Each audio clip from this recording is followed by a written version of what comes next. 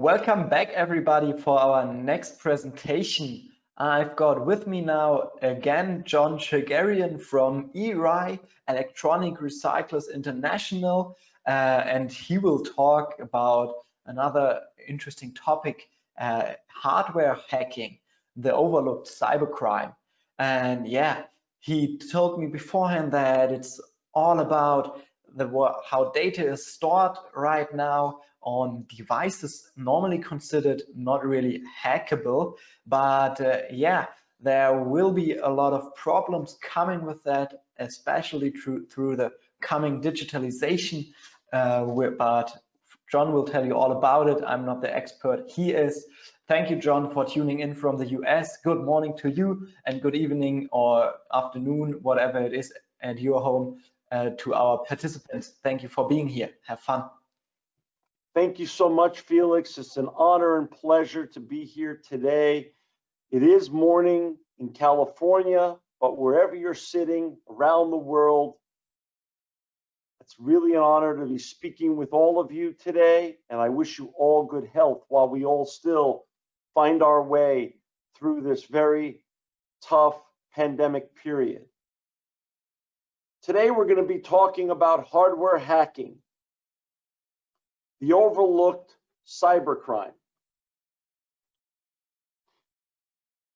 Last year, Time magazine came to one of my facilities in Fresno, California, and they did an article about the e-waste problem. When I got in the e-waste recycling industry, it really wasn't even an industry back then. It was still being handled by scrap haulers and dealers in a very fragmented way around the United States. As I studied the issue more, I came to learn that electronic waste back in 2002 was the fastest growing solid waste stream in the entire world. It was the backside, the underbelly, the result of the wonderful technological revolution that has given us so many gadgets and products that we've all learned to come to rely upon for work and enjoy in our personal lives. Nevertheless, electronic waste was a problem. This was before Al Gore won an Academy Award and Nobel Peace Prize for Inconvenient Truth. I got in the business before there was an iPhone or an iPad or drone was part of our vernacular, and it was certainly before we all became familiar in our daily lexicon with the word cybersecurity. So fast forward 17 years later, in May of 2019, and Time magazine's in my facility, and the reporter and photographer were scratching their heads as to the massive volumes of e-waste in just one of 8 of our facilities that we have across America. And yes, now 18 years after the start of our company, ERI, e-waste is still and going to continue to be the fastest growing solid waste stream on the planet.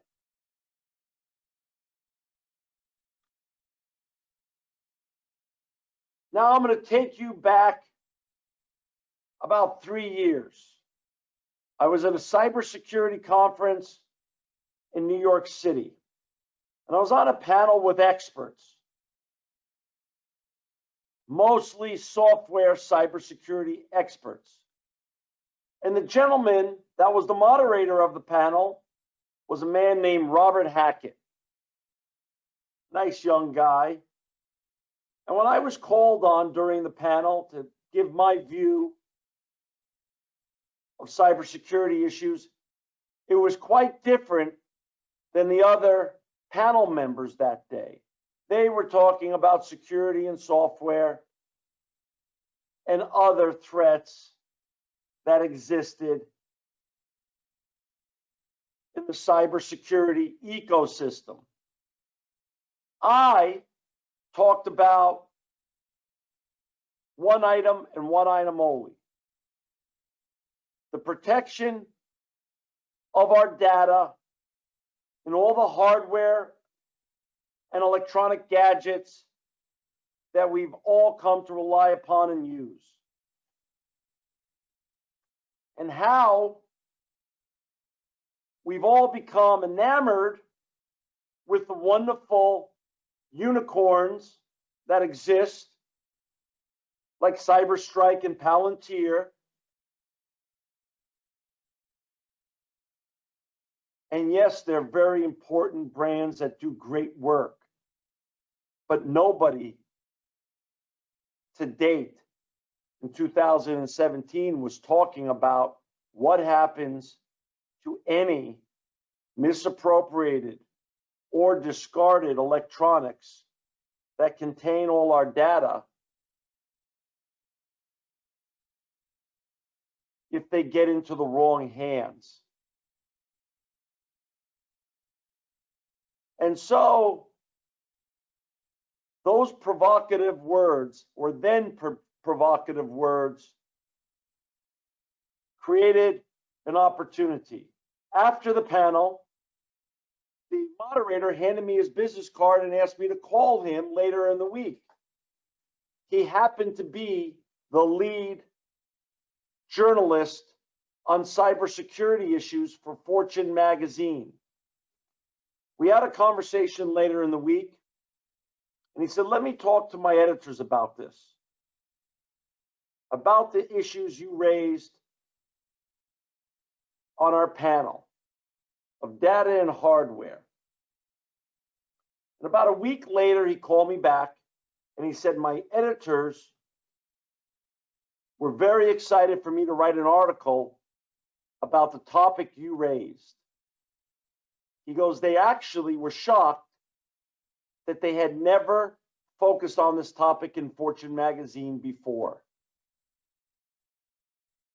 And we're excited to help start the education process for their readership around the world."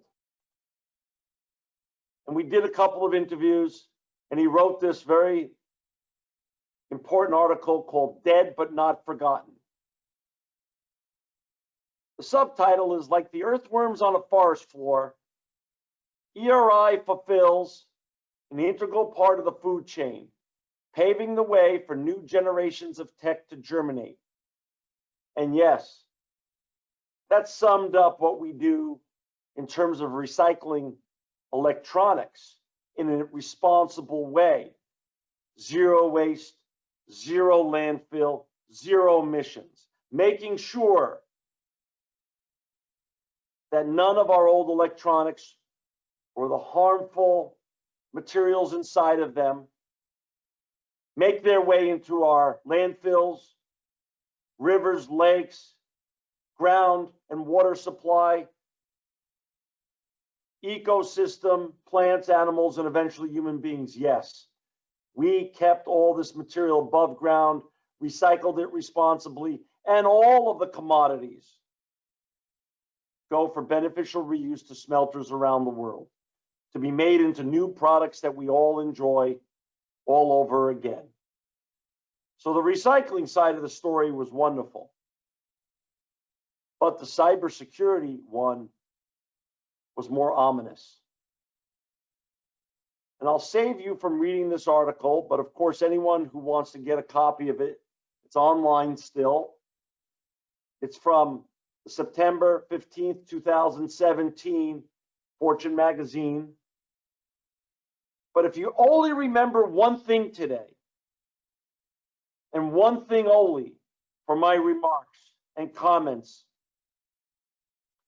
just remember the last sentence on how Robert Hackett ended this article. It turns out e-waste isn't just an environmental menace, but a cybersecurity one, too. And I'll say that sentence again. It turns out e-waste isn't just an environmental menace, but a cybersecurity one, too. And in sum, those words started the education process of business leaders, of organization leaders, NGOs, governmental entities, small and large, who started calling us and asking us, how can we handle their old electronics? Because they were very worried about the data that was contained therein. And if it got into the wrong people's hands, what that would mean for their organization, entity, government structure, publicly traded company, privately held company, private citizen. No one is immune from this menace.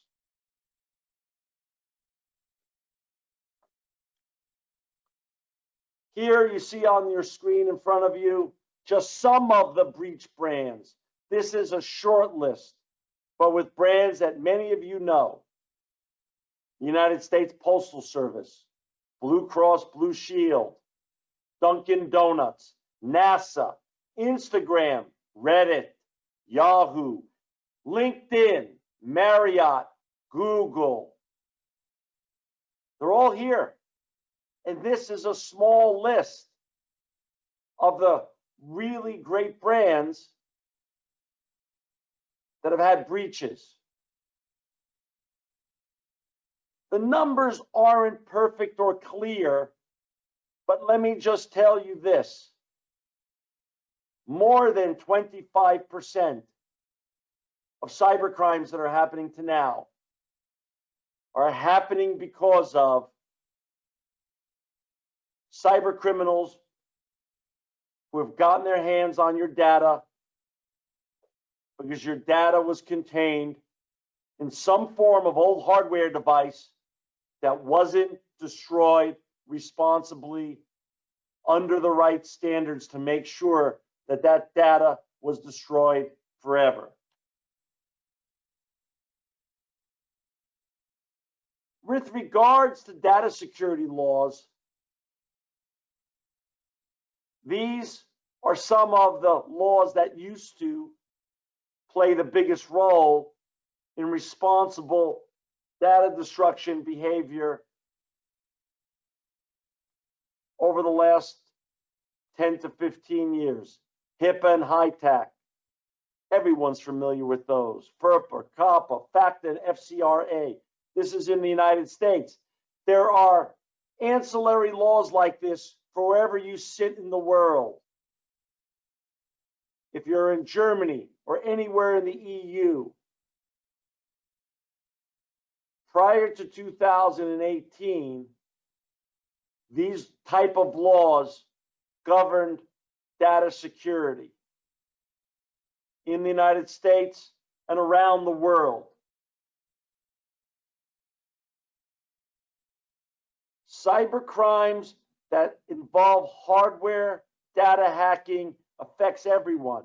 If you're listening to this presentation and you're sitting in Shanghai, Mumbai, Dubai, or Berlin, Germany, yes, it affects you. Yes, you're in the same danger from those who sit in New York City. But everything changed in May of 2018. May of 2018, the EU passed GDPR, which then took over as the new overriding data security, privacy, legislative governing body in the EU. And when America heard this, like America is apt to do sometimes, like the United States is apt to do, they said, we could do more. We could even add on to that, what they've done there. They took their direction and cues from GDPR, and there were 5 to 7 different types of federal legislation that were put in for consideration, which are still being hashed out on a national level in the United States. But then every state started saying, we're not going to even wait for the feds in the United States to create better, tighter, more protective data protection and privacy laws. We're going to start doing it ourselves. So California passed the California Consumer Privacy Act. You see on this map here, the 4 green states first passed their own legislation. California passed the California Consumer Privacy Act. Maine, the Act to Protect Privacy of Online Consumer Information. Nevada, SB 220, and New York passed the SHIELD Act. The yellow states here have other and similar forms of GDPR, data protection and privacy laws that have been put in. 8 federal laws, like I mentioned earlier, are currently under consideration. And the gray states, they say, will also have their own privacy data protection laws put in by the end of 2022. The laws are getting tighter. It's no longer okay to not protect your constituents, your clients, or anyone who uses your services or products that you've collected the data on, whether you're a government entity, an NGO, a privately held corporation, a startup, or a publicly traded corporation. And wherever you sit in the world, in the EU, in the United States, South America, Asia, Southeast Asia, and the Middle East, this affects you. This is not just an EU thing. This is not just a United States thing. I'm only speaking because I cover both those areas, and I cover every 140 countries with my company. So I know that this is what people who use hardware, which is all of us, are thinking about when it comes to data protection in the hardware that they use, their employees use, and their constituents share data over. After GDPR was enacted, France quickly slapped Google with a $57 million USD fine, 50 million euro. Again,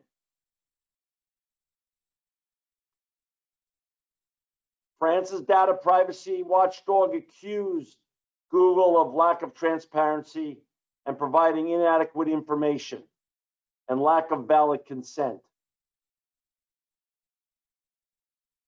Many other fines were posted in the first 2 years since the GDPR was enacted. This was some GDPR advice that was published. Interesting, because people need guidance. Organizations need guidance on how to get into compliance. This was a good how-to. Learn the basics. Inventory your data. Consult consent guidelines. Enact a data purge policy. And get an Article 27 rep. So there's a point person who's accountable for the proper data management at your organization. It's not all about software in cybersecurity. The hardware is the untold story and the back door to all the data that your organization manages. In America, The feds didn't wait for our own version of GDPR to get passed. So the FTC took it upon themselves last July to fine Facebook $5 billion for repeated privacy violations.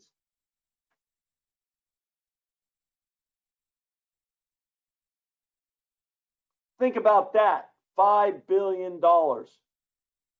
Google was fined $57 million in the EU, and the US raised the stakes to $5 billion fines. Now, companies like Google and Facebook can weather the storm, can learn from their mistakes, and I trust they did.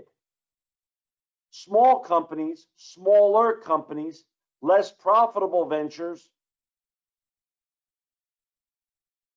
if seen as bad actors, would not be able to weather the fines that are still yet to come in the months and years ahead if you don't protect the data of your clients or your constituents, both via software, and especially this conversation is about the hardware and the data that your hardware is containing in either your server room, your laptops, your iPads, and cell phones.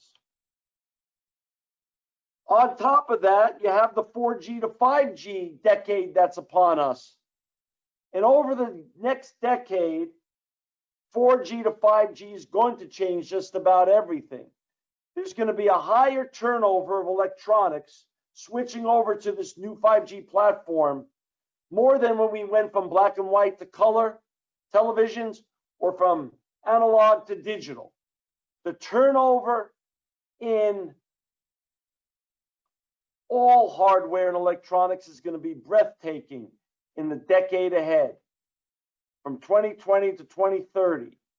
And that's going to create more gaps in how we dispose of the old hardware, which has now become outdated, even though it's still actually, in many cases, still working and good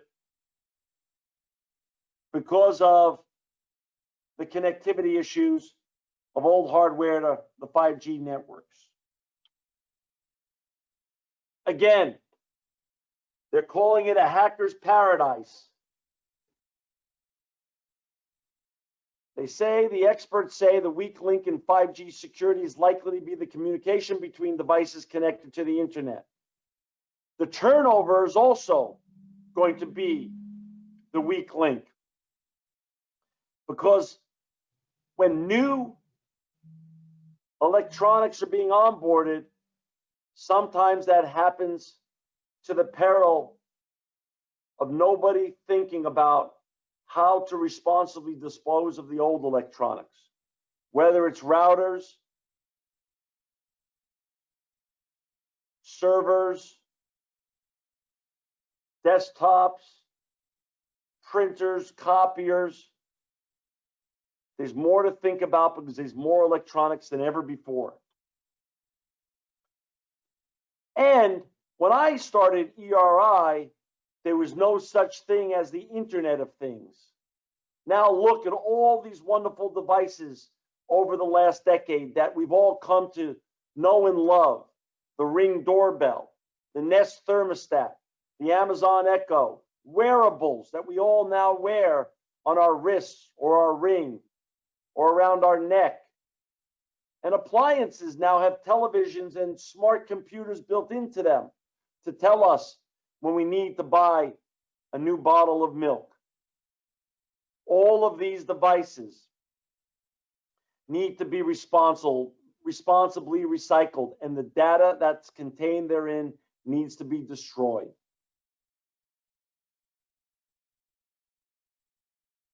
When you look at all the devices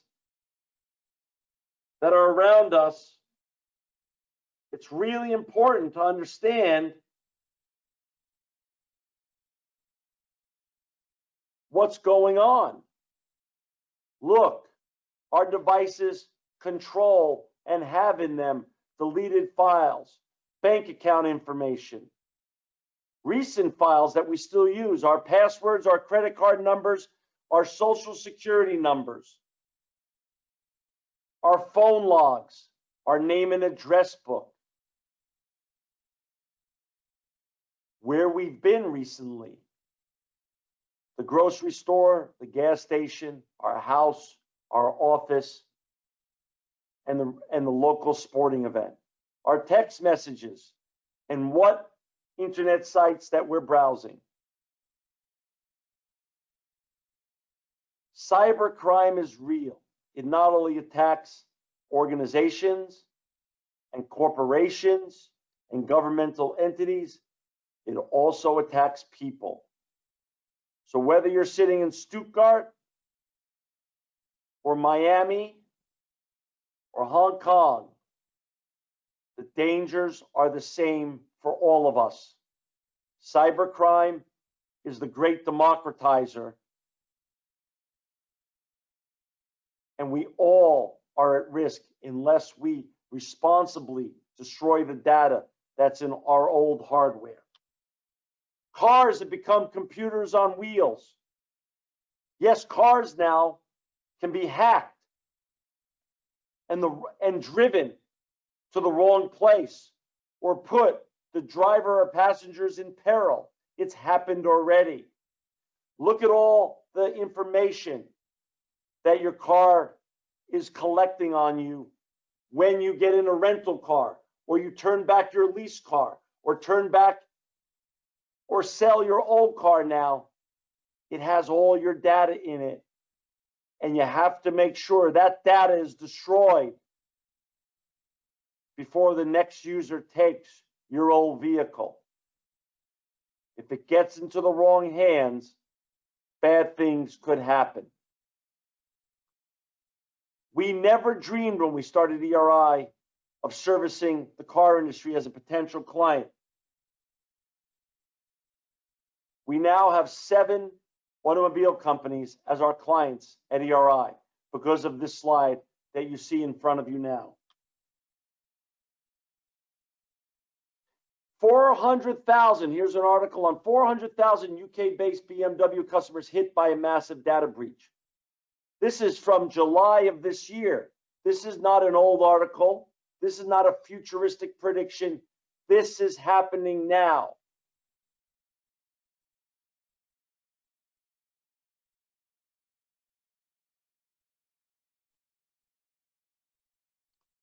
They got their hands on this material from a data center hack. Data centers, server farms are part of this ecosystem that needs to be destroyed when they come to their end of life. The average server lasts about 5 years. This problem is becoming so serious that the UN is now requiring cybersecurity guarantees for connected cars.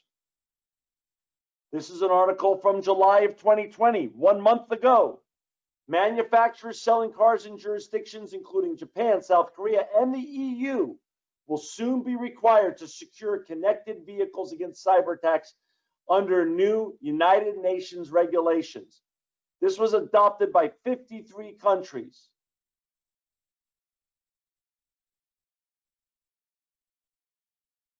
It says, while the US isn't a party to the rules, the American auto industry will need to respect them as well.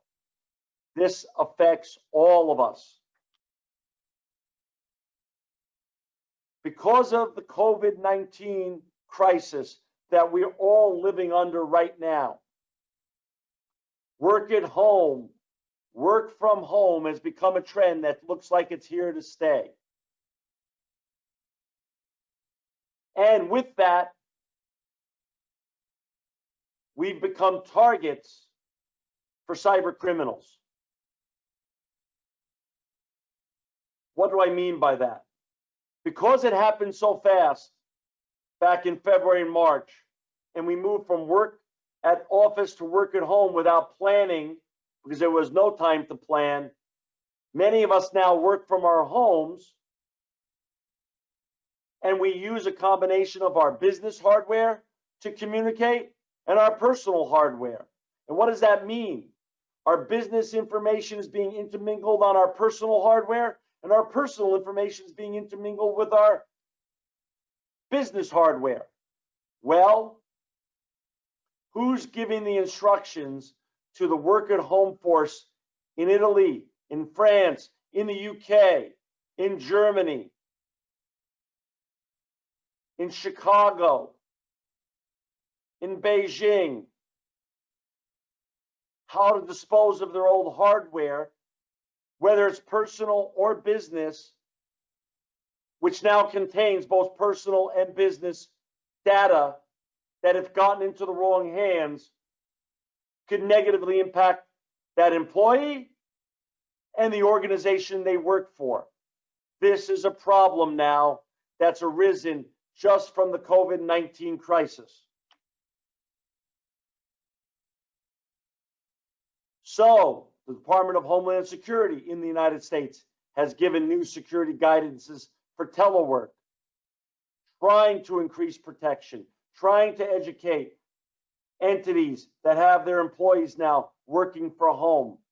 And by the way, many entities have announced that their employees can work from home forever. This issue of security of hardware for the work-at-home workforce is here to stay and must be addressed by government entities that have their employees at home, corporations, NGOs, privately held corporations, and publicly traded corporations alike. Again, another article on hijacking and what's going on right now with regards to data destruction in the hardware sector. Remote working, creating a playground for spies and cyber crooks. These are articles that have just been published in the last 2 to 3 months. Cyber crooks stepping up activities in the midst of coronavirus. They're attacking hospitals because hospitals are so distracted with all the patients. The more distracted we all are because of a crisis, the more the cyber criminals attack us, whether they're a financial institution, hospitals and healthcare for sure, or even private citizens. Cyber crimes are up 4x during COVID-19. And let me say that again, 4 times the average during the COVID-19 crisis. Cyber crimes are up. It's going to be $6 trillion this year that cyber criminals make. So when they say crime doesn't pay, that's not true. For cyber criminals, crime pays. It's our job to protect ourselves more than ever. The FBI in the United States say some attacks have targeted the healthcare industry. And as I just said, cybercrime reports quadrupled during COVID-19. It's real, and we have to all respond. As I said, people are intermingling their personal hardware and business hardware now, not maliciously, just out of need and necessity, given the fast and breathtaking changes that happened when the pandemic hit us all around the world.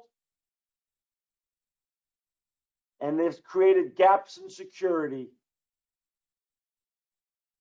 because it was hard for the technology officers and the cybersecurity officers at each organization and chief information officers to keep up with protocol since the beginning of this year. NASA even issued a memo talking about how big the cyber threats have increased during the coronavirus pandemic. This article talks about that. And again, privacy issues are becoming more and more important with GDPR, and you saw the map in the United States, and this has also become a priority in Asia, Southeast Asia, the Middle East, and South America. Privacy and data protection is real, and is now a foremost topic and subject in every boardroom around the world. As I said earlier, cybercrimes are costing $6 trillion USD, and that's up from $3 trillion in 2015, doubled in 5 years. Think about that. Again, the United Kingdom and Department of Homeland Security are putting out memos about how much cybercrime has increased during COVID-19. This is just another article on all the websites that the UK and US are tracking, and the phishing attacks that the Department of Homeland Security are tracking, and different ways that COVID-19 is allowing the cyber criminals to create their crimes. Medical devices are being hacked more than ever. That's a real thing.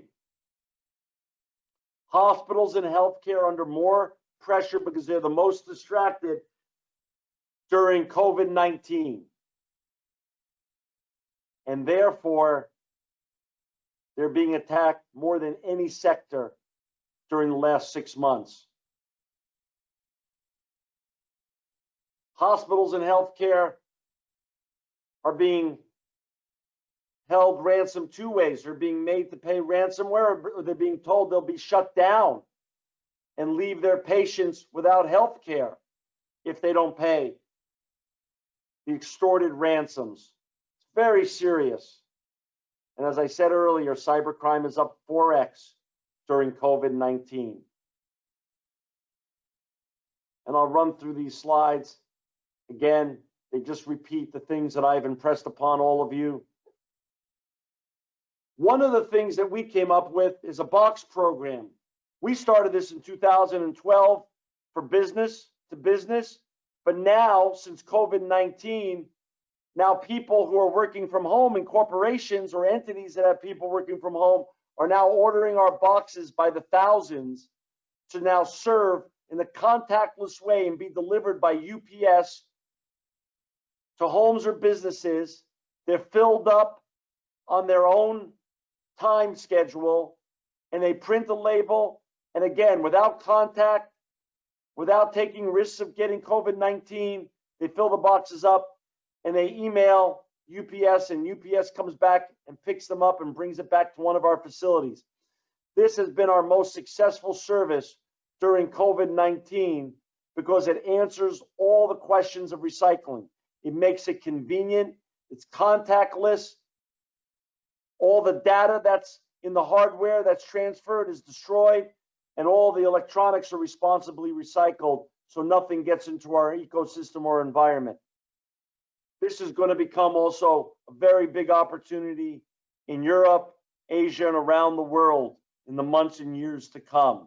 We intend to bring this service around the world with us because the demand for this is very high.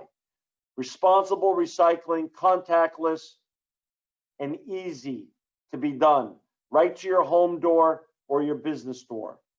Thank you very much. It's an honor, and it truly is a great experience to be able to speak with all of you today and for us to continue our journey to protect the people of the planet itself, and the privacy of all of our constituents and clients around the world. Well, John, thank you so much again. I can just say how much of a pleasure it is to been talking to you again, to hearing what you've got to say.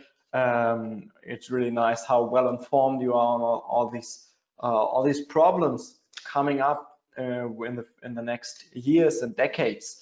Thank you for that insight for us. We've got a few more minutes left to get to a few questions. And yeah, let us just dive right in. We've been talking about it yesterday a little bit already, in our panel discussion regarding the whole innovations in the recycling industry. But you said it earlier, the whole trend is going to more digital products, especially through COVID coming and taking us all to telework and home office and everything. What would you say? Here was a question coming in regarding especially the next 1, 2, 3 years. Will that trend evolve to more home office, more digitalization, and maybe get even faster? Or would you say it will slow down a little bit? No, I really expect it to accelerate, Felix. I really feel that many companies, I've seen a list of at least 35 companies that have already said to their employees, hey, you don't have to come back in 2021. And B, many have already said, you don't have to ever come back to the office, just continue to work at home. I think that's also going to accelerate more and more. And I think we're just going to have more and more digitization of wearables, Internet of Things, automobiles being electrified. I think this is a trend that's here over the next decades to come, and it's not going away. Definitely, definitely. Thank you for that. And to your box program, which I love already. Thank you so much. Did I understand that correctly? A question came already in about that. It's only available in the US right now. Is that right? Yes, it is only available, but we have requests through the EU and other parts of the world. So our goal would be next year to bring it to other parts of the world as well. We've sold over 10,000 boxes already just during the last 4 months, and that's accelerating because people see it to be convenient and easy, but also responsible with regards to the environment. And of course, per today's presentation, it's responsible towards data destruction of everything that's contained in those boxes. Sure, definitely. I love it. It's, as you said, just the convenience part of it makes it so easy to do the right thing. And I think that will be a big part coming in the next years. One more thing that came up before we come to an end, which I would love to hear from you, maybe even a little bit again, but you said it yesterday, so nice, so inspiring. What would you say? Is there a silver lining due to COVID that might have emerged, even though it's a big tragic for all of us? Yeah, it's a great question, Felix. And the silver lining I see is this. People now are trying to figure out how to protect themselves and live their best lives possible. Best lives being the healthiest they can be. I think people are watching more and more what they eat and consume and how they exercise to be able to stay healthy and not live an unhealthy lifestyle. And similarly, they're now thinking about more than just themselves, how to protect the planet, how to leave and make the world a better place than they found it, so they could have a positive legacy. I think this time where we've had this dark cloud over us of COVID-19 has made us more reflective and introspective to literally not just think about ourselves, but think about our brothers and sisters when we wear masks, which when we wear masks, it's not to protect ourselves per se, it's to protect our brothers and sisters and our colleagues and our friends and relatives that we happen to be around. And the same goes for now thinking more about the environment. If there's some pollution in one part of the EU, that affects us in America. And if we pollute America or Asia, that affects the whole ecosystem around the world. I think it's now more imperative than ever that the more we adopt good environmental practices as a whole around the world, and that also goes with privacy practices, we all know that together, collaborating, we can make the world a better place. And I think we're on that path right now. And that's why I'm so excited. Together, working with, and I accept these kind of invitations, Felix, to speak, because working and collaborating with my brothers and sisters in the EU and in Asia and South America and the Middle East, we are together collaborating to make the world a cleaner and better place. And for that, I'm really humbled and really honored to be part of that journey. And that's why, again, I'm thankful to be here today. John, you're giving me goosebumps again. I can only thank you so much. Such lovely last words. I don't have to ask for any more. Perfect ending for our 4th day of EREC. Thank you so much here from Germany. Thank you for all our viewers. John, stay safe in California. And I would love to hear from you some other time. See you soon.